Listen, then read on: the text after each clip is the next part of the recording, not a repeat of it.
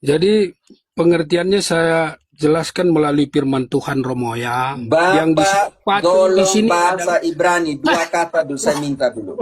Jangan bahasa Indonesia dulu. Dua kata dalam bahasa Ibrani. Kalau Bapak tidak tahu saya jelaskan. ini bukan kelas bahasa Ibrani Romo. Jadi Waduh. jangan Romo mengarahkan Bapak kepada tahu atau tidak tahu karena perjanjian lama ditulis ya. dalam bahasa Ibrani.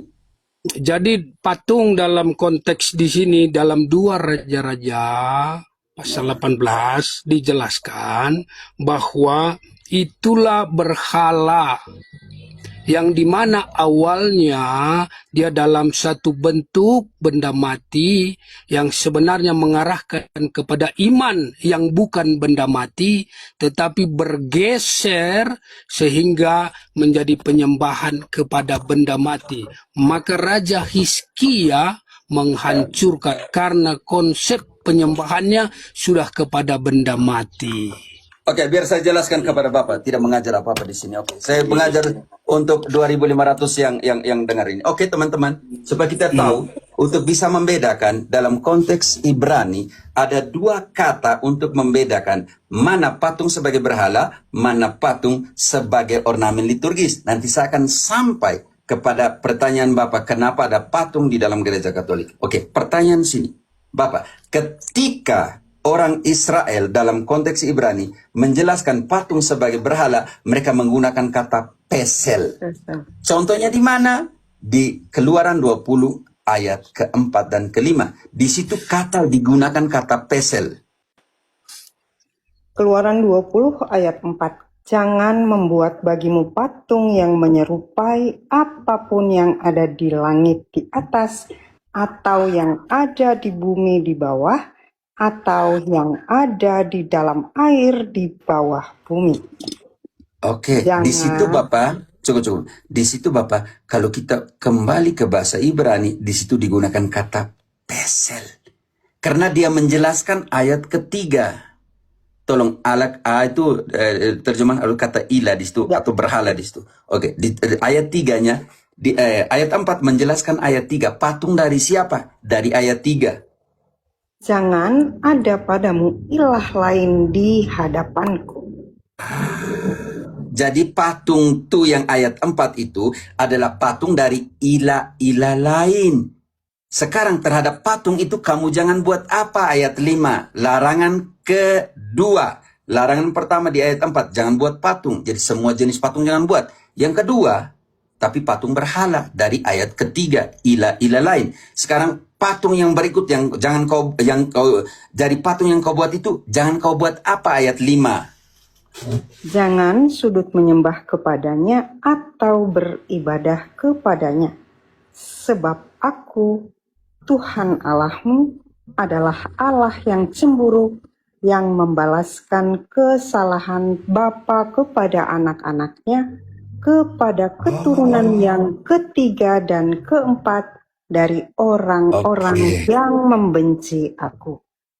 Jangan sujud menyembah dan jangan kau buat ibadah. Sekarang kita mau lihat. Kalau begitu itu patung tuh dari ilah-ilah yang lain. Oke, itu dijelaskan di mana? Di 1 Tawarik 16 ayat 26. Apakah berhala itu? Ya, berhala adalah apa? 1 Tawarik 1 ayat 16 ayat 26. 16 ayat 26. Sebab segala Allah bangsa-bangsa adalah berhala, tetapi Tuhanlah yang menjadikan langit. Sekarang patung itu ilah-ilah bangsa lain. Contoh nyata ketika Musa naik ke Gunung Sinai di dalam Keluaran ayat 32, Harun buat apa dengan orang Israel di bawah? Dan kriteria berhala ada di sini, yaitu harus ada altar, harus ada siapa yang mengorbankan, dan harus ada binatang yang dikorbankan. Kita ambil contoh, karena itu berhala, maka apa yang terjadi di sini? Mereka harus buat altar. Oke, kita langsung ke ayatnya. Keluaran 32 ayat ke-1. Musa ada di mana dan Harun buat apa dengan orang Israel di bawah gunung? Ketika bangsa itu melihat bahwa Musa mengundur-undurkan turun dari gunung itu, maka berkumpullah mereka mengerumuni Harun dan berkata kepadanya, "Mari, buatlah untuk kami Allah yang akan berjalan di depan kami, sebab Musa ini orang yang telah memimpin kami keluar dari tanah Mesir. Kami tidak tahu apa yang telah terjadi dengan dia." Sekarang apa yang mereka buat? Kumpulkan anting-anting. Lanjut ayatnya.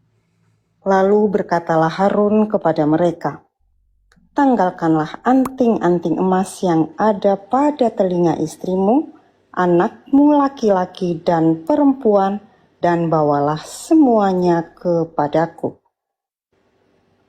Lanjut. Lalu seluruh bangsa itu menanggalkan anting-anting emas yang ada pada telinga mereka dan membawanya kepada Harun. Diterimanya itu dari tangan mereka, dibentuknya dengan pahat, dan dibuatnyalah daripadanya anak lembu tuangan. Kemudian Dibuatnya apa? Baca berkatalah, kembali di situ. dan dibuatnyalah daripadanya anak lembu tuangan. Artinya Kemudian dari anting-anting yang dikumpulkan itu mereka buat patung patung lembu. emas. Oke, lanjut ayatnya. Kemudian berkatalah mereka, Hai Israel, inilah Allahmu yang telah menuntun engkau keluar dari tanah Mesir." Oke, mereka proklamasikan di depan patung anak lembu ini. Hai Israel, inilah Allah yang mengeluarkan kalian dari Mesir. Lanjut, mereka buat apa lagi? Ketika Harun melihat itu, didirikannyalah mezbah di depan anak lembu itu. Kriteria kedua, patung anak lembu berhala itu. Kriteria kedua, mereka harus dirikan mesbah atau altar di depan patung lembu itu. Baca kembali ayat itu. Ketika Harun melihat itu, didirikannya mezbah di depan anak lembu itu. Lalu mereka buat apa? Hari berikutnya mereka buat apa dengan anak lembu yang di depan di altar itu? Mereka bunuh apa di situ? Dan keesokan harinya pagi-pagi, maka mereka mempersembahkan korban bakaran dan korban keselamatan. Sesudah itu duduklah bangsa itu untuk makan dan minum. Kemudian bangunlah mereka dan bersukaria. Untuk mengkategorikan sebuah patung adalah berhala, maka harus ada altar di depan patung itu. Harus bunuh binatang di atas altar itu, dan mereka harus makan daging yang dipersembahkan kepada berhala itu. Ini yang ketika orang Israel dalam bahasa Ibrani, mereka menggunakan kata pesel untuk menjelaskan berhala. Patung sebagai berhala. Tetapi Tuhan menyuruh membuat patung.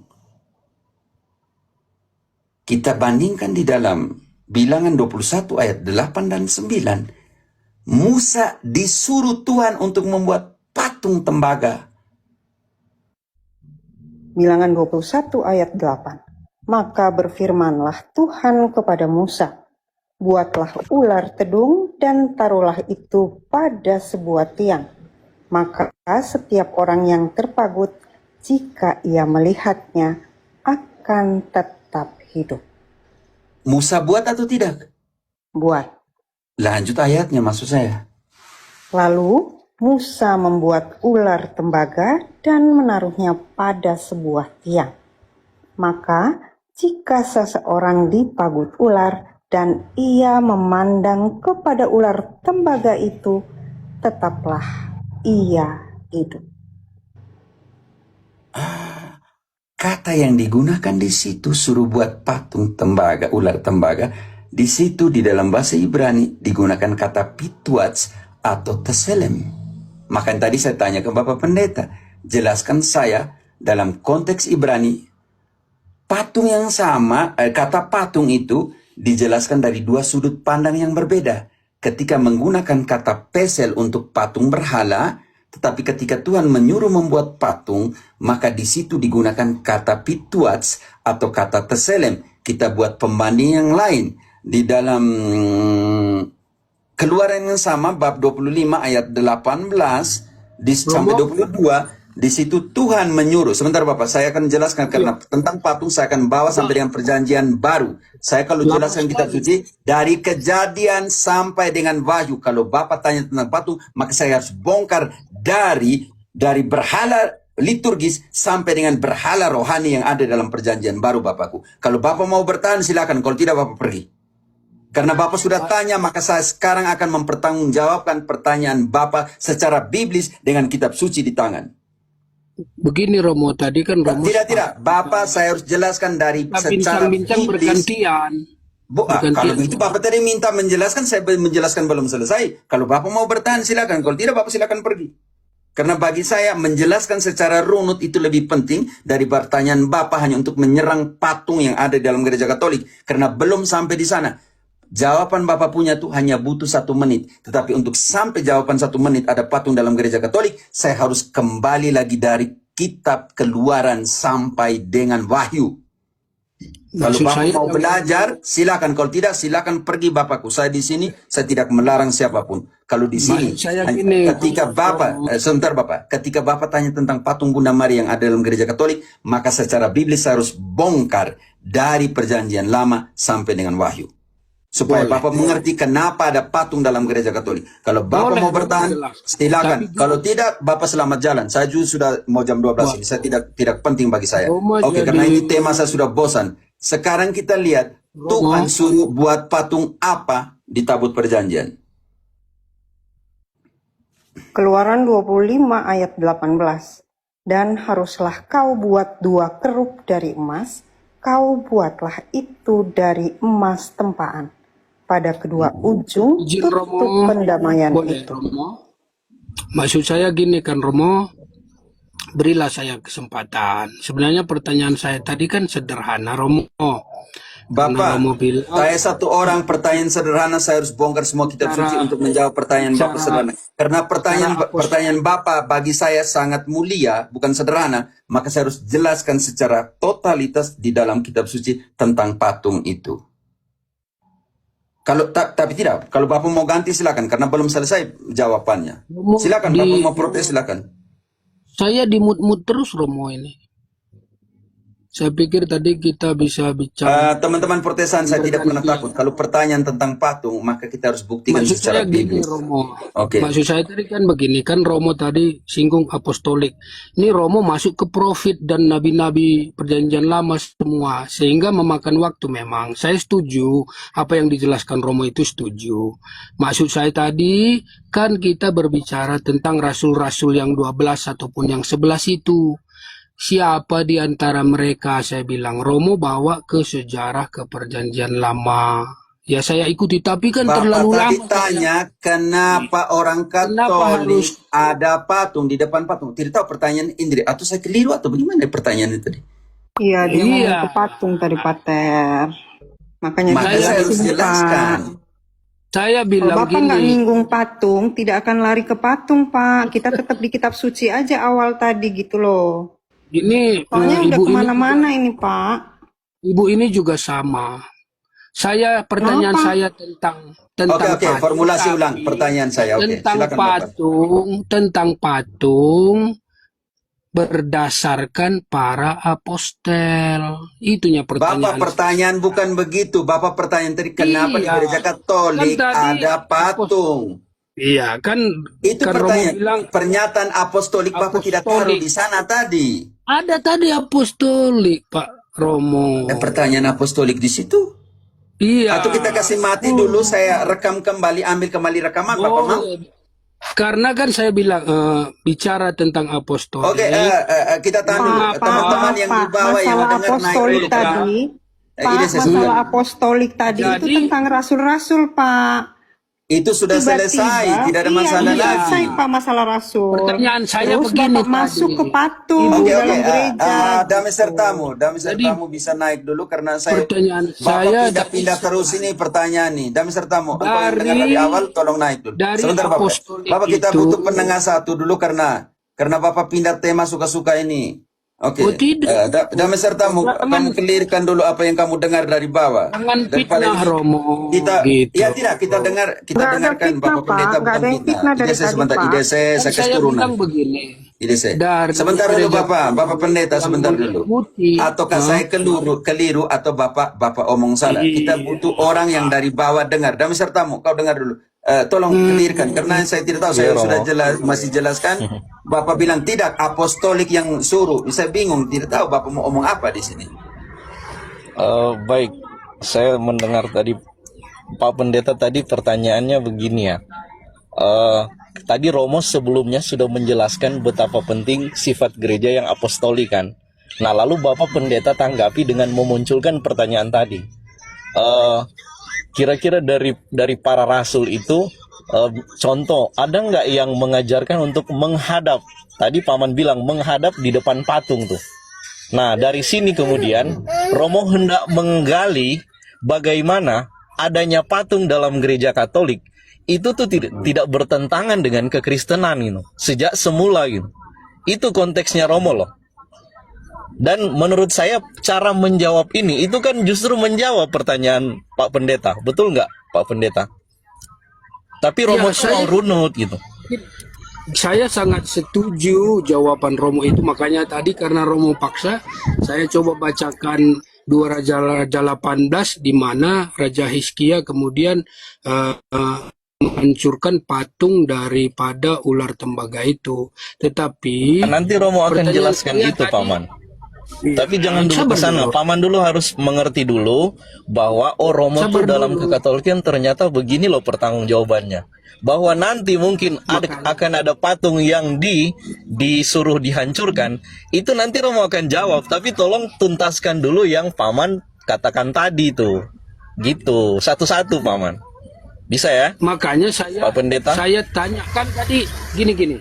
Kan boleh saya bertanya, giliran saya bertanya itu menunjukkan bahwa topik bisa berubah tapi di dalam konteks yang sama. Apa itu apostolik? Para rasul. Dari para rasul Etika diskusi ini, sih begini, Pak Pendeta. Ketika kita bertanya, durasi yang menjawabkan lebih lama dari pertanyaan, betul? Romo itu sebagai Ya, yang tapi menjelaskan tuh. Jadi durasi sudah waktu hampir untuk yang 15 menjelaskan kan menit. Romo.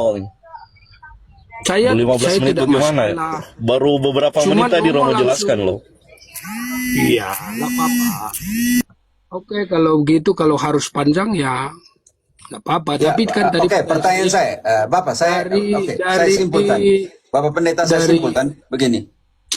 Kalau begitu, saya simpulkan nanti serahkan ke Bapak Pendeta. Oke, saya mau runut pelan-pelan sampai dengan ajaran apostolik. Oke, tentang berhala itu apa? Tapi penting sekali di sini, saya simpulkan Bapak. Kalau begitu, di dalam perjanjian lama ada 2 perbedaan. Patung yang dikategorikan sebagai berhala dan patung yang dikategorikan sebagai ornamen liturgis. Yang ornamen liturgis ini sebelum selesai, Tuhan menyuruh membuat patung ular. Tuhan menyuruh membuat patung kerubin. Di dalam 1 Raja-Raja 6 ayat 23 selanjutnya, Tuhan menyuruh membuat patung kerubin di ruangan Maha Kudus itu tingginya 10 hasta dan lebarnya 10 hasta, 2 loh. 4,5 meter, itu tidak ada masalah. Diletakkan di ruangan Maha Kudus. Ketika Imam Agung pergi untuk mengorbankan di dalam Jom Kippur, acara Jom Kippur, perayaan Jom Kippur, di situ harus disembeli di depan tabut perjanjian. Yang di atas tabut perjanjian itu ada patung 2 kerubim. Dan di sampingnya ada patung kerubim dengan tinggi 10 hasta dan lebar 10 hasta. Artinya di depan itu melakukan ibadah di depan patung kerubim, di depan tabut perjanjian, dan harus mengorbankan binatang di sana sebagai upacara Jom Kippur. Bagi orang Israel, Bapakku yang terkasih, patung tidak ada masalah sebagai ornamen liturgis di dalam bait suci Yerusalem. Begitu banyak patung, Bapak setuju tidak? di dalam perjanjian lama dan di dalam zaman Yesus ada patung di bait suci atau tidak? Langsung ke inti pertanyaan tentang para rasul yang mengajar atau tidak. Pertanyaan saya, ketika Yesus dan para rasul masuk ke bait suci, di dalam bait suci itu ada patung, banyak patung atau tidak, Bapak Pendeta? Romo, saya bertanya, Romo balik lagi bertanya. Bukan, Dami sertamu bisa fasilitasi. Maksudnya saya akan Oke, menjawab. siap Romo. Bapak hanya jawab dulu, apakah di dalam bait suci di Yerusalem pada zaman Yesus banyak patung atau tidak banyak patung di dalam bait suci? Dan tunjukkan ayatnya bahwa tidak ada patung di bait suci.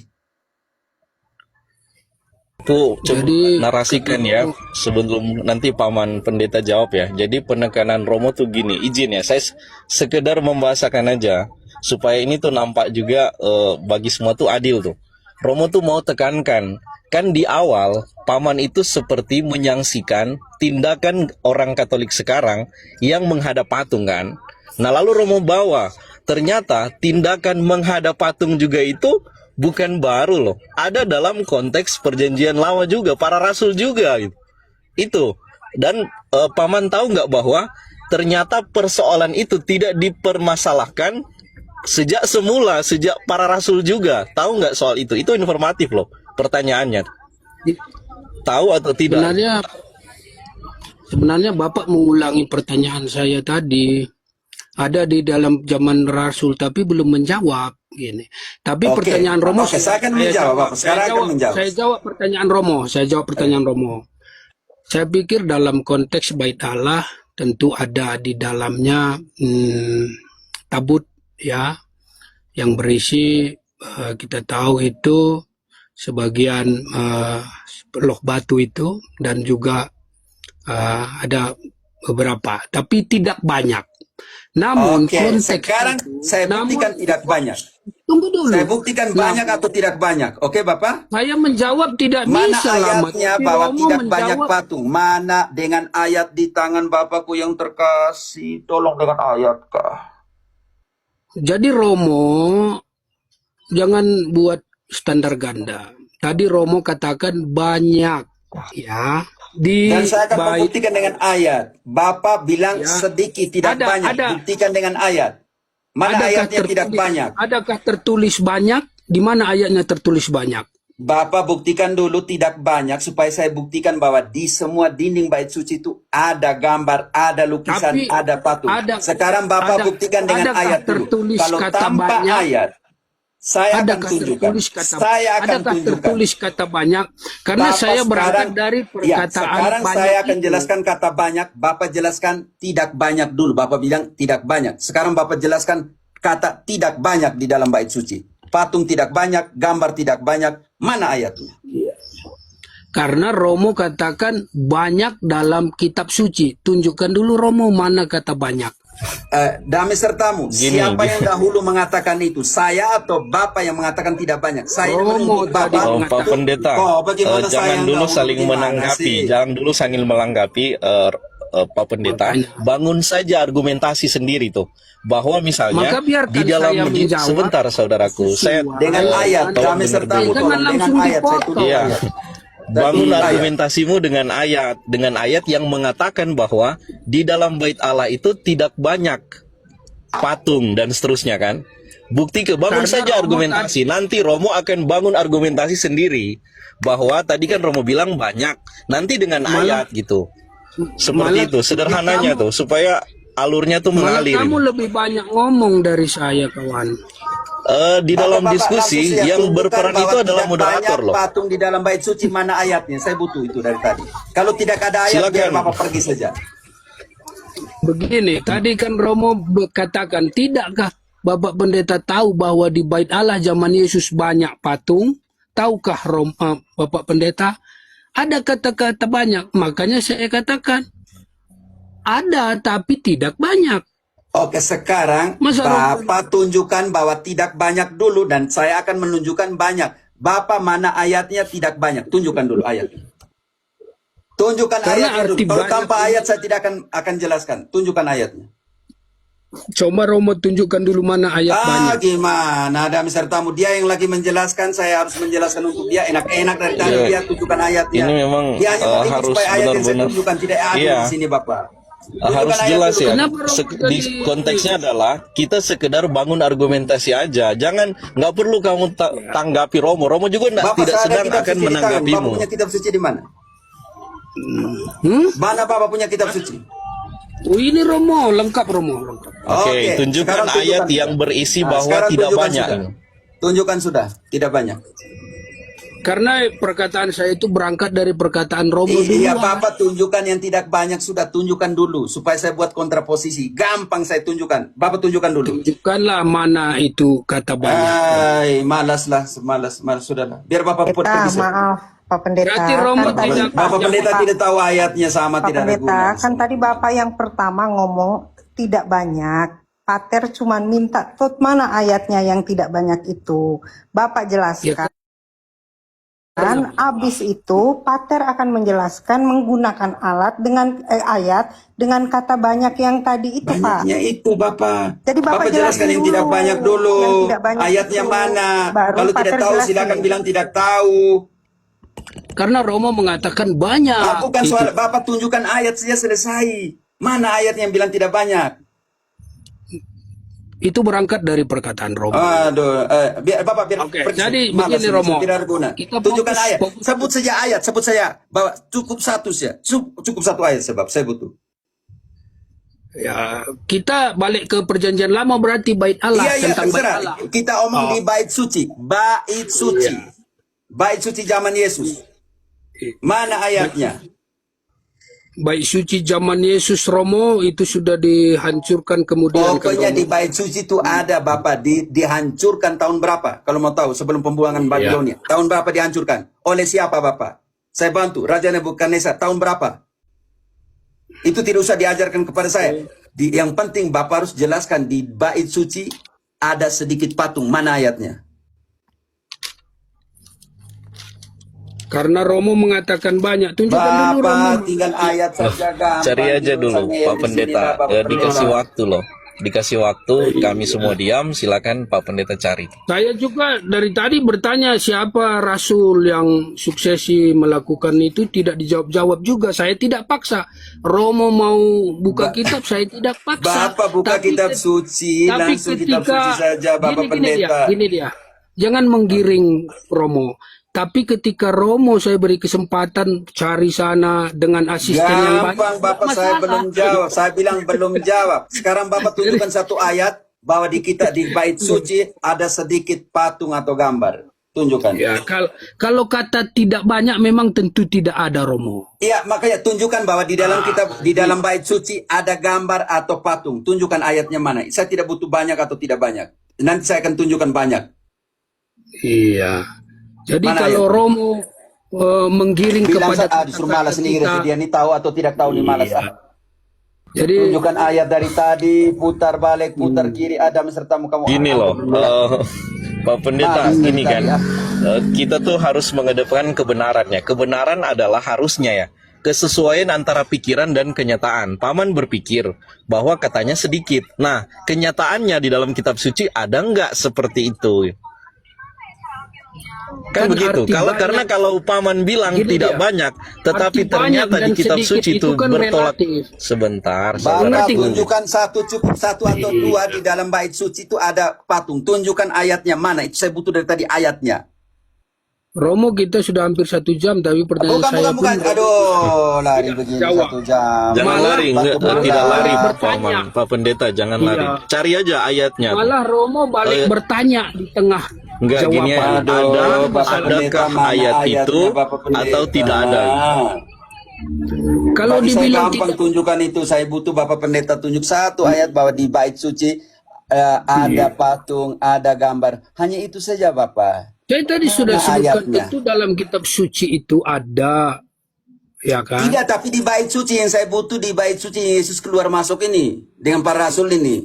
Mana?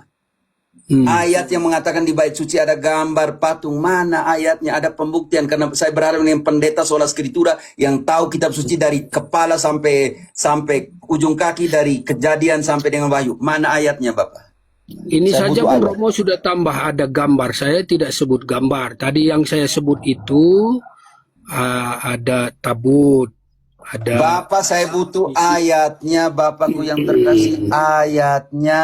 Oke lah, singkatnya Romo, suksesi dari apostolik tadilah, jawab Romo. Aduh, Karena udah Romo besar paling kamu bagaimana bertanya. nih? Saya butuh ayatnya mana, Bapak? Ayatnya mana? Ayat apa Saya lagi juga Romo? jujur bingung ya, karena mode para partisipan dalam hal ini Pak Pendeta tuh tidak mau kooperatif tuh. Pertanyaannya tuh sederhana, tunjukkan dari pernyataan tadi bilang tidak banyak patung, mana ayatnya gitu. Cari aja di ChatGPT, Pak. Cari aja, saya tidak ada masalah. Cari aja. Saya tidak perlu cari karena saya tadi tidak perlu cari, tunjukkan ayatnya sekarang. begini. Karena saya tadi bertanya sederhana, tapi Romo balik bertanya. Aduh. Kemudian Romo Kok katakan ini begini. itu tidak substansi persoalan Pak Pendeta. Ada Substansi yang rekamannya, sekarang ada, Romo. adalah Begini, Pak. sekarang adalah mempertanggungjawabkan bahwa di dalam bait Allah tidak banyak patung. Kan itu yang tadi dari Pak Pendeta. Bawa ayat sebagai dalil untuk membenarkan pernyataan ini. Jangan sampai dia hanya tinggal sebuah pernyataan gitu aja tuh. Bawa ayatnya, cari ayatnya di mana Pak Pendeta. Begini, saya berangkat ke situ karena Romo yang mengawali dikatakan tidakkah tahu bahwa di dalam bait Allah banyak juga patung. Oke, saya berarti Romo terima. akan Lalu Bapak mempertanggungjawabkan bilang, oke, itu. anggap saya Tentu terima. ada, Bapak tapi bilang tidak banyak. ada, tetapi tidak banyak. Maka sekarang sebelum saya menjelaskan banyak, Bapak menjelaskan satu, tidak banyak patung di dalam bait suci. Maka tunjukkan mana ayatnya, Tuhan Allah. Saya berharap dengan pendeta sola skritura ini. Ayatnya mana, saya butuh. Jadi saya katakan Romo, pertanyaan saya sederhana tadi, tapi kita menghabiskan Bapak, waktu. ini omong tentang patung. Pertanyaan sederhana, tapi omong tentang patung yang sudah bosan. Saya sudah bosan jelaskan. Saya butuh satu hal, meyakinkan Bapak yang sendiri pernyataan Bapak bilang ada tidak banyak patung di dalam bait suci. Waktu Yesus keluar masuk di situ, kan dengan para rasul dia masuk keluar masuk bait suci. Dan saya butuhkan ayat bagaimana orang sampai dengan zaman para rasul juga mereka masih tiap hari pergi ke bait suci. Pertanyaan saya untuk Bapak, tunjukkanlah bahwa di dalam bait suci ada, walaupun tidak sedikit atau banyak, tidak perlu kata itu, ada patung di dalam bait suci. Mana ayatnya yang mengatakan bahwa di dalam bait suci ada patung? Itu cukup Bapak, satu ayat saja.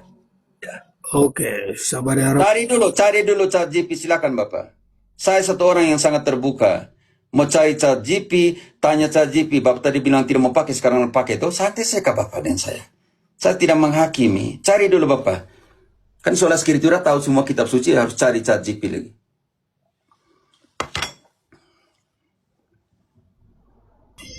Kita bersabar ya, teman-teman. Semoga beliau bisa menemukan supaya diskusi ini mengalir gitu.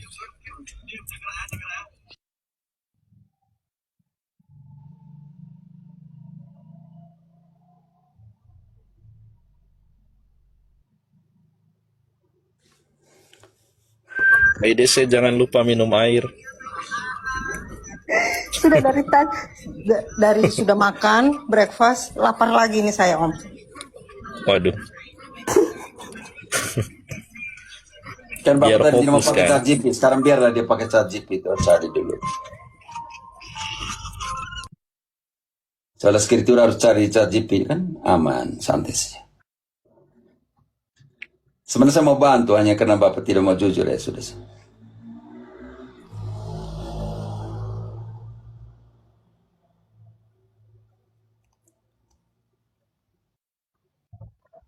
Biasanya kalau kelamaan ini dia biasa Tidak apa, kita tunggu kalau satu. dia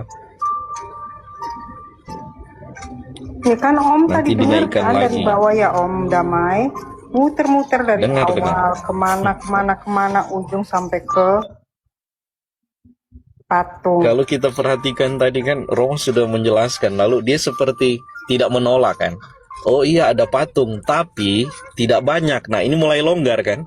Nah Romo kejar di situ. Tidak banyaknya, benar nggak tidak banyak? Itu aja supaya nanti kembali ke topik, mempertanggungjawabkan, menjawab bagaimana orang Katolik menghadap patung, itu kan judul besarnya.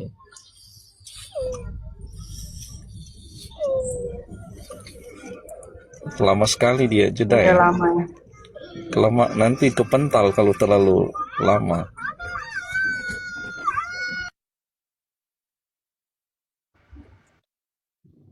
Sebenarnya saya mau bantu tadi raja-raja semua, tapi biar saya butuh juga dia karena dia pendeta, dia harus tahu ayat kan. Daripada semua yang datang tanya tentang patung tapi tidak mengerti apa itu patung dalam pengertian simbol liturgis, ornamen liturgis, gambar representatif yang digunakan dalam liturgis, itu sangat berbeda dengan nanti Paulus omong tentang berhala spiritual. Ini yang dia tanya tadi, kalau itu tunjukkan rasul mana, kita lihat dulu Yesus dan para rasul masuk bait suci atau tidak. Ini yang pertama yang harus kita lihat. Romo secara sederhana kan mau mengangkat bahwa memang tindakan menghadap patung juga itu bukan baru, itu sudah lama dan tidak dipersoalkan sejak semula. Kalau saya pikir kalau dia menyimak sebenarnya sederhana. Ini lama sekali ya. Sampai segala dibilang fitnah segala, tidak ada yang memfitnah dari tadi. Karena kita omong pakai pembuktian biblis, maka saya juga mau bawa bahwa dia juga harus buktikan secara biblis. Halo Oke. Romo. Yo, saya di sini Bapak Pendeta. Sudah temukan ayatnya Bapak? Oh sudah Romo. Tapi Silakan. sebenarnya pertanyaan sederhana jadi panjang ini Romo. Ya, yang penting karena kita bongkar ayat kitab suci itu tahu yang benar yang mana, Pak. Yang masalahnya jadi repot, saya bertanya, Romo balik bertanya. Padahal saat Romo menjelaskan panjang sekali. Dan pakai Saya asisten. belum masuk di zaman Yesus dan para rasul, Bapak. Saya hanya mau supaya kita paham karena saya berpikir bahwa semua 2.700 orang ini mau belajar. Maka sekarang Oke, silakan saya Bapak. bacakan. Saya Oke. bacakan. Sebut isi-isi ayatnya bait di Allah. sini ada yang akan membaca, Bapak. Ya. Sebut ayatnya cukup. Loh, jadi bait Allah yang dimasuki Yesus itu tentu tidak berbeda dengan bait Allah zaman perjanjian lama. Oke, kita benar setuju. sekali. Saya Coba setuju. baca di Keluaran 38. Bapak, di keluaran belum ada bait Allah. Kan barusan saya sudah katakan, bait Allah itu gambarannya sudah pasti tentu sama dengan bait Bait Allah. Allah pertama dibangun oleh siapa, Bapak? Musa. Aduh, itu kemah pertemuan, Bapak, bukan bait Allah. Tapi kan blueprint dari bait Allah tentulah Kita nih daripada omong bait Allah, bukan kemah pertemuan, Oke. Bapak Pendeta yang Salomo. terkasih. Dibangun oleh Salomo. Tapi Oke. blueprintnya tentu sama dengan yang diterima Musa, Romo. Bapakku yang Oke. terkasih, kemah Apa pertemuan isinya? itu saya akan jelaskan kemah pertemuan. Posisinya seperti apa? Bait suci yang dibangun oleh Salomon hancurnya tahun berapa? Setelah itu dibangun kembali oleh Ezra dan Nehemia tahun berapa? Dan itu sama dengan persis seperti bait suci yang dibangun oleh Salomon.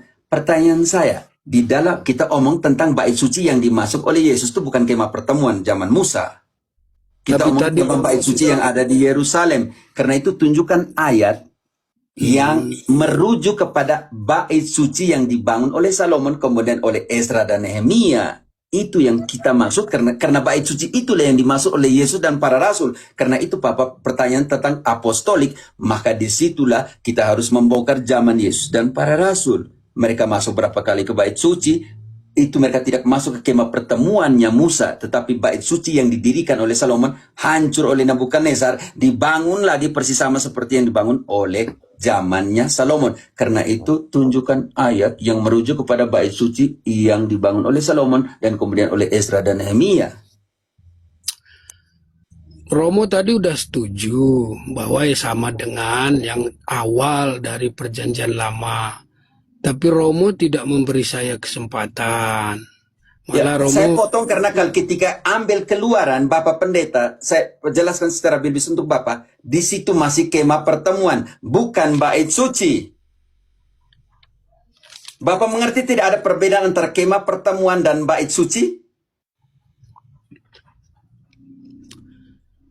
Bapakku yang terkasih, Bapak Pendeta Pentekostas Karismatik, apakah ada perbedaan antara kemah pertemuan dan bait suci zaman Salomon? Tolong dijawab, Silakan, Bapak. Pak Pan. tadi saya sudah awali dengan kalimat Romo percaya itu sama dengan yang di Perjanjian Lama. Romo katakan sama. Begitu Itu saya tentang bait membacakan suci, bukan Keluaran, kemah pertemuan, Romo Bapakku yang langsung terkasih. bantah bahwa saya Bantah katakan karena itu bukan bait suci, itu kemah pertemuan yang diambil dari kitab Keluaran. Bapak tidak, makanya saya tanya, Bapak Pendeta mengerti kemah pertemuan dengan bait suci atau tidak? Kita ini omong tentang bait suci loh, bukan kemah pertemuan. Waduh, rugi usah punya waktu nih Bapak. ya, jadi bait Allah yang dibangun Salomo tentu blueprintnya dari Musa. Setuju Romo? Kemah pertemuan zaman Musa tidak sama dengan bait suci yang dibangun oleh Salomon. Saya katakan blueprintnya, artinya apa yang ada di dalamnya, sekat-sekatnya. Oke, Itu- silakan Bapak. Oke, Iya. Bapak jelaskan, nanti saya jelaskan dalam konteksnya Salomon. Oke, Bapak jelaskan yang ada di Keluaran. Iya. Baca ayat. Jadi dibuatnya lah. Baca ayatnya tolong Indri. Oh, Indri yang baca, silakan. Berapa Pak? Berapa? Kejadian berapa Pak? Keluaran. Iya. Berapa ayatnya Pak? Keluaran 36 ayat 8 sampai Keluaran 38. Dua bab panjang sekali ya Bapak ya. Romo jangan menyindir saya. Tadi Romo juga saya berikan Tidak, silakan baca ya Bapak. Rangkumkan saja apa yang ada dalam kemah pertemuan zaman Musa Bapak. Silakan baca Ibu Indri yang baik. Kalau baca dua bab saya tidak akan memberikan di sini, baca dua bab Bapak. Karena saya punya waktu bukan untuk baca dua bab di sini. Tunjukkan ayat langsungnya di mana di dalam kemah pertemuan itu ada patung. Selesai Bapak.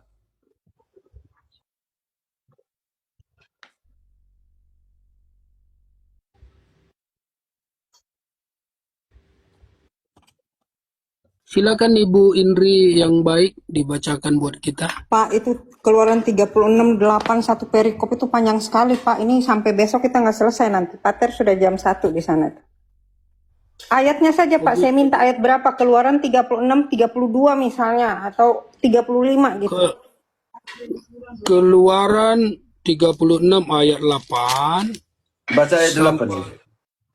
Oke, ayat ayat 8. 8 sampai supaya dapat kita isinya, kan di dalam itu kan ini kan mengarah kepada dalam tanda petik yang Romo katakan patung tadi, walaupun sebenarnya ya saat itu beda Sangat beda. pem- Sekarang biar saya Bapak daripada panjang lebar Bukan, di kemah, maksud saya kemah begini, pertemuan. termasuk Biar saya langsung jelaskan di bait suci ada apa saja. Oke Bapak ya. Karena Bapak suruh Enggak, baca Romo. dua bab. Kita Bapak konsisten suruh baca dua bab. Wow. Romo bilang sola scriptura. Mana ayat langsung Bapak? Saya langsung sebut ayat langsungnya mana? Suruh baca dua bab ini. Ayat jangan dikendalikan oleh pikiran kita, Romo. Maunya Romo harus, bagaimana nanti salah. Terus Bukan, Romo bilang, biarlah Bapak, biar saya jelaskan bait suci yang dibangun oleh Salomon itu dihancurkan oleh Nebukadnezar. Setelah itu dibangun kembali setelah pembuangan Babilonia oleh Ezra dan Nehemia, dan itu persis sama seperti bait sucinya Salomon. Dan karena Oke lah, persis Romo, sama, kalau- maka saya kalau akan Romo membuktikan tidak di beri- sini. Maka saya akan Romo membuktikan tidak sini beri Bapak saya Pendeta biar kesempatan. daripada saya rugi waktu di sini. Saya akan menjelaskan di sini Jadi saya apa tidak yang diberi biar hak sudah menjawab. Bapak biar Romo. tidak usah jelaskan di sini. Oke lah, Kasihan sekali Bapak saya ini. izin kalau gitu Romo. Ya Saya Bapak, izin. selamat jalan saya. Silakan jalan saya Bapak. Minta maaf ya, saya pikir terlalu panjang. Romo, Tetapi saya akan Romo menjelaskan di sini. minta Terima ayat kasih Bapak. tapi tidak Sekarang izinkan saya akan saya menjelaskan ayat yang sesuai dengan Oke. bait suci yang dimasuk dan dikeluar oleh para rasul dan Yesus zamannya. Maka saya akan menjelaskan. Baca 1 Raja-Raja 6 dari ayat 23. Apa saja yang ada di dalam bait suci yang dibangun oleh Salomon ini. Dan itu Ezra dan Nehemia bangun kembali persis sama seperti yang dibangun oleh Salomon. Ada apa di dalam? 1 Raja-Raja 6 diberi saya kesempatan Romo, tidak diberi kesempatan. Biarlah saya, kalau Bapak mau pamit silakan. Kalau mau ambil lagi dari Kesempatan keluaran Pak Pendeta tema pertemuan, tadi. ya sudahlah, malas. Pak Pendeta Tolong sudah ambil alih dulu sia-siakan, dan serta. tidak menjawab ini. Beliau dikasih kesempatan tidak menggunakan dengan baik. Bangun saja narasi. Oh, ini ayat yang mengatakan bahwa tidak banyak. Ya sekarang Romo aja mungkin, karena bagian dia tidak menggunakannya sih Romo. Oke, Buat yang di silakan bawah. baca. 1 Raja-Raja 6 ayat ke-23 mulai. Ada apa saja di dalam bait suci? 1 Raja-Raja 6 ayat 23. Selanjutnya di dalam ruang belakang itu dibuatnya 2 kerup dari kayu minyak, masing-masing 10 hasta tingginya. Sayap yang satu dari kerup itu 5 hasta panjangnya, dan sayap yang lain juga 5 hasta. Sehingga dari ujung sayap yang satu sampai ke ujung sayap yang lain 10 hasta panjangnya. Juga kerup yang kedua adalah 10 hasta panjangnya, dan kedua kerup itu sama ukuran dan sama potongan badannya. Tinggi kerup yang satu 10 hasta, dan demikian juga kerup yang kedua. Maka ditaruhnyalah kerup-kerup itu di tengah-tengah ruang yang di sebelah dalam sekali. Kerup-kerup itu mengembangkan sayapnya sehingga kerup yang satu menyentuh dinding dengan sayapnya, dan kerup yang kedua menyentuh dinding yang lain, sehingga sayap-sayap yang arah ke tengah rumah itu bersentuhan ujungnya. Teman-teman, kenapa tidak baca dari Keluaran? Karena di situ damai sertamu sudah ada bait suci atau belum? Ada Romo. Belum, Pater. Itu masih kemah pertemuan. Semua. Bait suci itu baru di zamannya Salomon. Direncanakan dari Daud tetapi didirikan di zaman Salomon. Sekarang dari pintunya ada apa ayat 31? Sebagai pintu masuk ke ruang belakang dibuatnyalah pintu dari kayu minyak. Ambang dan tiangnya merupakan segi 5. Pada kedua daun pintu yang dari kayu minyak itu, ia mengukir gambar kerup, pohon korma, dan bunga mengembang. Lanjut semua dinding-dindingnya ayat 36. Kemudian Yang ia dinding-dinding semua. mendirikan tembok pelataran dalam dari 3 jajar batu pahat dan dari 1 jajar balok kayu aras. Lanjut. Dalam tahun yang keempat, dalam bulan Siu, diletakkannya dasar rumah Tuhan. Dan Semua dinding-dinding semua, kalau kita baca semua itu diukir dengan begitu banyak, dilapisi emas, jadi patung semuanya di situ. Pertanyaan saya, kalau begitu para rasul suruh pasang patung atau tidak? Sebelum kita memahami bahwa Yesus dan para rasul suruh buat patung atau tidak, kita tanya dulu, mereka berapa kali masuk ke bait suci? Matius 21 ayat 13, para rasul, Yesus dan para rasul pergi kemana? 1 ayat ke-13. Dan Turun dari 11. dari 11, baik Pater. Dan orang banyak itu menyahut, inilah Nabi Yesus dari Nazaret di Galilea. Lalu Yesus masuk ke bait Allah dan Yesus masuk apa di situ damai sertamu? Allah Romo. Dia tidak lihat patung-patung semua di situ, kerubim, di pintu kerubim, kurma, tidak lihat semua itu. Tidak Mata sih lihat, fungsinya melihat tidak sih, lihat Romo. 4,5 meter di ruangan Maha Kudus patung kerubim. Biasanya tuh dengan sendirinya pasti melihat karena ada mata. Yang pertama yang dilihat situ, Yesus masuk bait suci. Lanjut. Lalu Yesus masuk ke bait Allah dan mengusir semua orang yang berjual beli di halaman bait Allah. Yesus suruh hancurkan semua patung. Tidak ada, Romo. Ketika Imam Agung membuat ritus Jom Kippur di ruangan Maha Kudus, dia harus persembahkan binatang di depan apa? Di depan apa itu? Tabut perjanjian. Di atas tabut perjanjian ada 2 kerubim. Di samping tabut perjanjian kiri kanan ada 4,5 meter tingginya patung kerubim. Berarti tidak menghadap patung? Menghadap. Sekarang berapa kali gereja perdana dan para rasul masuk ke bait suci? Kisah 2 ayat ke-46. Berapa kali mereka masuk? Kisah 2 ayat ke-46. Dengan bertekun dan dengan sehati mereka berkumpul tiap-tiap hari dalam bait Allah. Mereka kumpul di mana? Di situ tiap-tiap hari, Romo. Mereka tidak lihat patung kerubim-kerubim di situ. Kalau punya mata sih melihat sih, Romo. Jangan sampai semua Protestan buta di sini. Oke, lanjut. Tiap-tiap hari mereka pergi ke bait suci. Mereka memecahkan roti. Cukup selesai. Pergi ke bait suci. Tidak mungkin mereka tidak lihat. Logika. Tetapi supaya Bapak Pendeta karismatik Pentekostas tahu, berhala bukan berhala liturgis, patung dan semuanya itu. Santo Paulus menjelaskan apa itu berhala. Kolose 3 ayat 5. Kolose 3 ayat ke-5. Karena itu matikanlah dalam dirimu segala sesuatu yang duniawi, yaitu percabulan, kenajisan, hawa nafsu, nafsu jahat, dan juga keserakahan yang sama dengan penyembahan berhala. Efesus 5 ayat 5. Apa itu penyembahan berhala?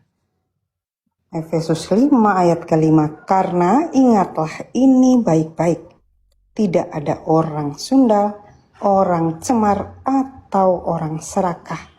Artinya penyembah berhala yang mendapat bagian di dalam kerajaan Kristus dan Allah. Itu. Damai sertamu, engkau lebih memilih patung ada di depanmu atau yang 5-8 konsep berhala menurut Santo Paulus itu. Damai sertamu, kamu pilih yang mana? Karena saya Katolik, Romo, yang pertama, Romo. Bahwa Bapak Pendeta punya ada patung 2 di loncat depan sana, saya. loncat sini, loncat sana, loncat sini.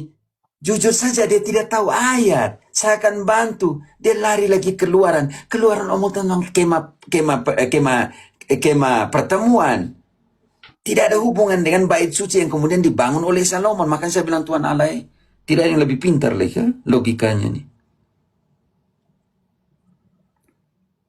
Lalu dia suruh baca 2 bab.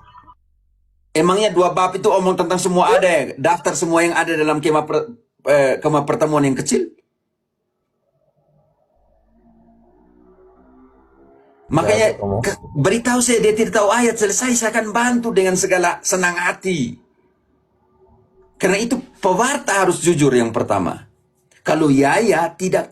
Saya tidak tahu, saya belum tahu, selesai. Sudah mulai dari awal, ya, tidak. Bayangkan untuk mengatakan Katolik dan Ortodoks, dia Protestan ambil kitab suci dari sana, itu butuh 7 pertanyaan dulu. Ini kan sudah tidak jujur. Pendeta seperti apa? Kita nih mengatakan kita semua hamba Tuhan, ya sudah. Kejujuran adalah potret dari jiwamu.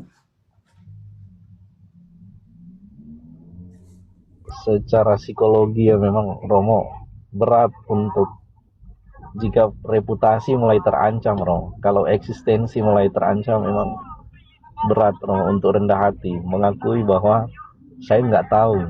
Saya pengen tahu dari Katolik. kata-kata itu tidak terucap sama sekali dari beliau kan, bahwa dia mungkin tidak tahu, pengen dikasih tahu. Iya, Ternyata yang terakhir tadi dia putar itu dia bilang, tunjukkan dulu yang banyak sebelum Bapak Pendeta engkau yang omong, makanya saya minta engkau tunjukkan yang dulu beberapa. Tadi dulu kau tunjukkan dulu itu.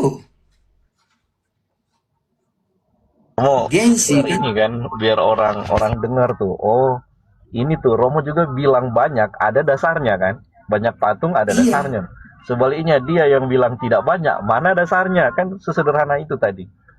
Sederhana itu pertanyaan. Saya akan menunjukkan banyaknya di mana. Dia mati-matian saya banyak. Karena memang dia tidak tahu ayat. Saya bilang kau buka di chat GPT. Dia berhenti saya tidak perlu. Ternyata setelah itu dia pergi cari. Kan lucu teman-teman. Saya minta maaf ya. Saya rasa kecewa sedikit. Kalau kualitasnya seperti ini. Saya bisa bayangkan bagaimana dengan jemaat yang dia pimpin. Saya bisa bayangkan betapa kasihannya, minimnya pengetahuan. Kenapa? Kurang lebih kalau pendeta dengan jemaatnya 11-17 Romo. Jadi pendetanya 17, jemaatnya 11 mungkin. Makanya Kalau saya tahu dia mau pengetahuan baca mereka semua. Saya segitu bilang, aja. tidak saya kau baca. Hoi, dia mau suruh baca itu 2 bab itu. Keluarkan Pak, keluarannya babnya panjang, bayang. Panjang ya Pak. Oke, minta maaf ya teman-teman. Saya tidak marah ya teman. Saya bilang, kalau tadi enak dia tunjukkan ayat, saya tunjukkan ayat. Karena enak sebenarnya. Makanya saya mau jelaskan semua konsep bagaimana sampai dengan Yesus masuk ke bait suci yang di mana ada kerubim, di mana ada lapisan emas dari kerubim yang dibuat lapisan, kurma yang dibuat lapisan emas. Kalau di fundasion yang bahasa Spanyol itu, sesuatu yang ukiran itu kalau dipasang sesuatu di luar emas apa semua jadi patung. Makanya banyak sekali semua dinding-dinding bait suci diukir dengan penuh dengan ukiran-ukiran itu yang dilapisi emas.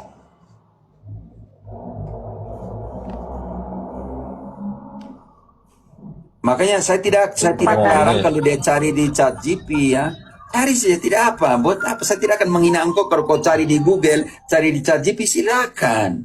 Saya tidak ada masalah dengan itu. Tapi yang punya masalah ketika tidak mau jujur. Tidak mau katakan sebenarnya. Maaf ya teman-teman, bukan marah. Tapi kecewa juga. Kalau benar ya benar, kalau salah, kalau tidak tahu ya, kalau belum tahu ya belum selesai toh. Semakin dia putar kelihatan kok Pater.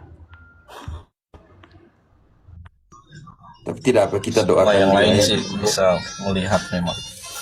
Tapi Romo ini kayaknya jam segini masih on ini Romo. Ya karena dia minta beberapa kali. Saya kira pastor Katolik. Ternyata pendeta. Sekarang nama pastor semua ya pendeta sekarang. Pakai kolar pula Iya Romo. Pater. Padahal Pater minta jangan dikasih kolar. Dia pakai kolar Pater. Yang imam Katolik nggak pakai. Tapi dia pakai kolar. Jangan marah ya teman-teman. Saya sudah jam 12:43. Ternyata saya mau tidur sudah. Minta maaf ya teman-teman. Tapi ini rekor Pater sampai jam 1 malam ini. Oh iya, saya tidak. Ya makanya hanya karena saya kira pastor Katolik. Maka saya bilang, pastor, ternyata pendeta. Sekarang macam ambigu kita sekarang. Kita mau buat pakai nama pastor juga bingung karena pendeta semua pakai pastor sekarang. Oke, teman-teman, terima kasih ya. Ya, Pater, Coba tadi istirahat. suruh dia baca 2 bab. Buset, siapa mau dengar sampai 2 bab saya mau tidur. Dalam nama Bapa dan Putra dan Kudus. Kudus, amin. Aduh, itu maaf 2 bab.